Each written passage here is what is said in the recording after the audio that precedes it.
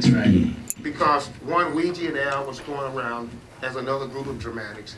We had to put somebody out front, and I had just gotten in the group, so therefore they wasn't going to make it LJ Reynolds in the dramatics.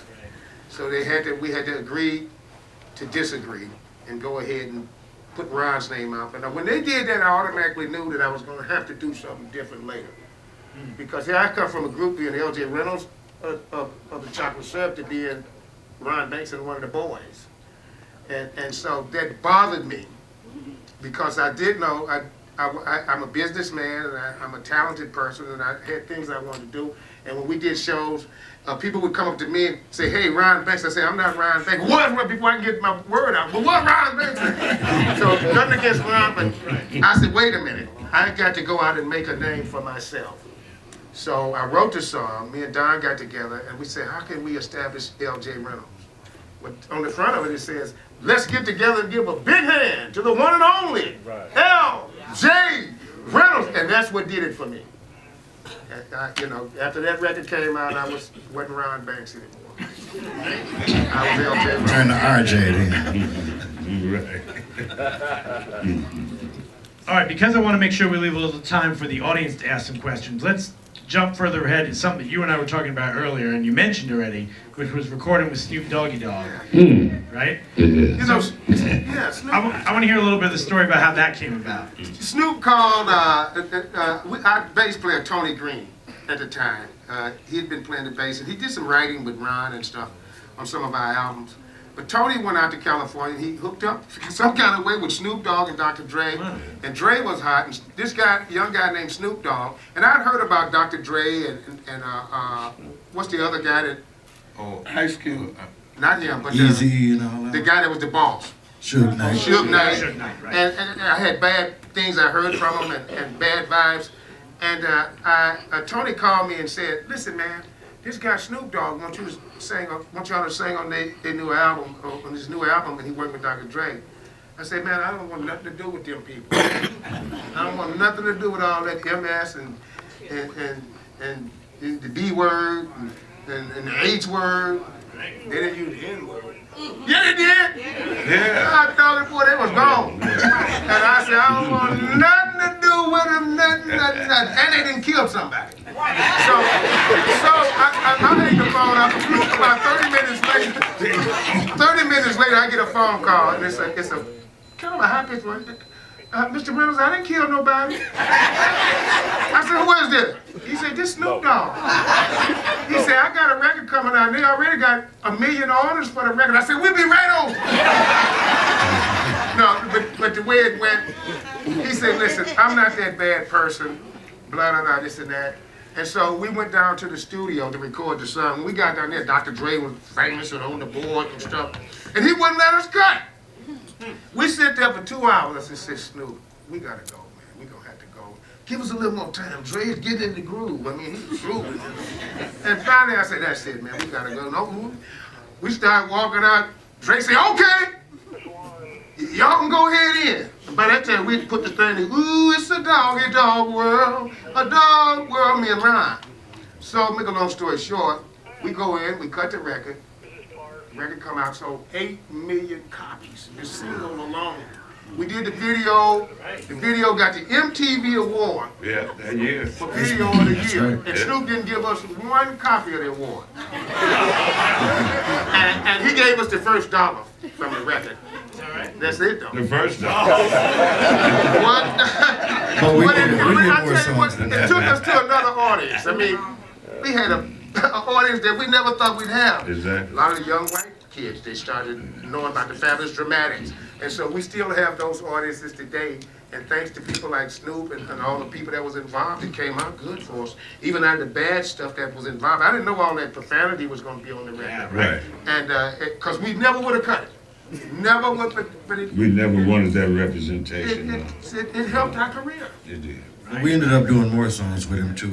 The Ballin' song, Yeah, we which did. was a flip of Pale for You. Right. You know, and then we did the background for Snoop when he won the MTV Award of the Year, and he came out on stage in the casket.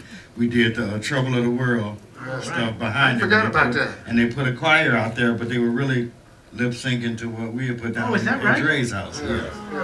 And we also work with Ice Cube, Ice-T. Is it Ice Water? Coolio. Coolio, right? Coolio. Yeah. We work with a lot of rappers. Even Cold Jay-Z have Blue for used the our original stuff. gangster movie.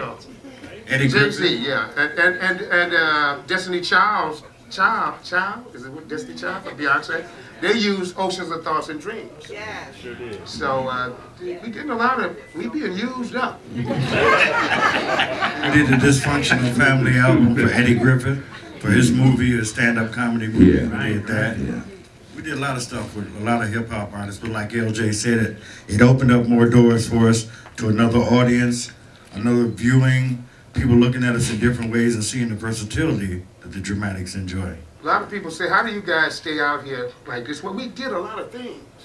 So we might not have touched this person, but we've touched that person with something, or that person with something. So that's why we can stay out here and work. You know, even if we never cut another record ever again, which we probably won't. Oh no, No, we're cutting. we're working on some surprises. I'm only serious. We're working on some surprises right now.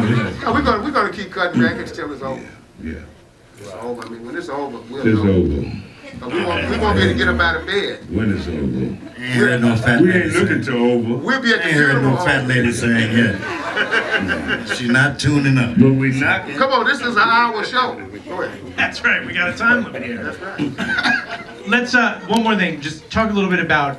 You mentioned now, you know, for the love of the music, and you're out there, and you know, obviously still performing as professional musicians. But just talk, all you guys, a little bit about being out there on stage now and still performing these great songs. What that's like. Well, I like to say that I love it, and I've always loved it.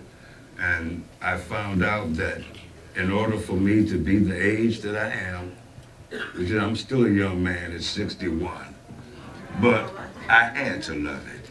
You got to love what you're doing to do it 43 years. And so I'm thankful to the Lord for allowing me this time to do this thing that I love. Because there has been times when it hurt me. But beyond the hurt, I still have great love for the Dramatics, for these guys, and for the life. So that's what I feel about it. You know, I like eating every once in a while. So I love to go on the road, but I mean, I got to the point where I love home, I love my family, but I ain't happy unless I'm with these guys on the road, singing, jumping around on stage, and just having a great time. People look at me and you live in a fantasy world. Well, maybe so, but you ought to try it. You know what I'm saying?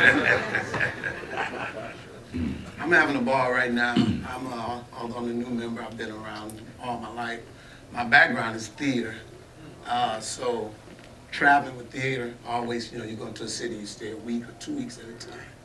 And the only thing I'm trying to get used to now is these one-nighters. no sense in unpacking, you know? That's what I'm trying to get used to. But I'm having a ball. I mean, you know, like I said, I grew up listening to these songs. At their rehearsals, you know, peeking through the door. I used to bug LJ all the time. Come on, man, I can sing. Get away from me, kid. And I did my first professional play, and he came. As a matter of fact, he would help me with my contract, and he's been supporting me ever since. Don, do you ever have to pick yourself and up there and say, man, I'm singing with the Dramatics? And I did that before. Yeah, have you? My first show with the Dramatics was going on 21 years ago at the Apollo Theater. Wow. That was And the you know first that- show you did? It's like the first show I was going to do was supposed to have been in New Haven, Connecticut. And there was a snowstorm, Is that- and they closed the theater, so we went to the next stop, which was the next day. And it was the Apollo Theater. And you know, the reputation of the Apollo Theater is, if you ain't on your stuff, you're going to get bombarded, embarrassed, throw it out of there, maybe even killed. But I got out there and I did the show, and when I went out there, my microphone was like... And Ron had to grab my hand and do that. And then he stepped to the back and let me finish singing. And he said, there's a lot of stuff to know. And I'm like, yep. But nobody threw anything at me and I didn't get hit or nothing, so I must have been all right. Yeah. They used to throw quarters. Yeah, balcony quarter. Can you imagine the force of a quarter coming from a balcony? Right? The momentum it gathers on the way to you. You're liable to knock you off the stage. there's three things that I like about what we do now, and I always tell people out of all these